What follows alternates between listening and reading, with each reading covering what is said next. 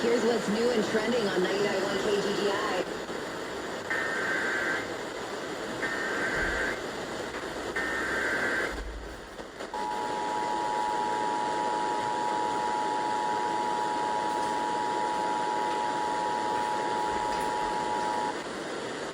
Civil authorities have issued a child abduction emergency for Riverside CAE, beginning at 4:30 p.m. and ending at 6:30 p.m. An Amber Alert is being issued by the California Highway Patrol on behalf of the Los Angeles Sheriff's Department. On September 7, 2025 at 1,200 p.m. ENZO ANTONESCU was abducted from City of Industry, California.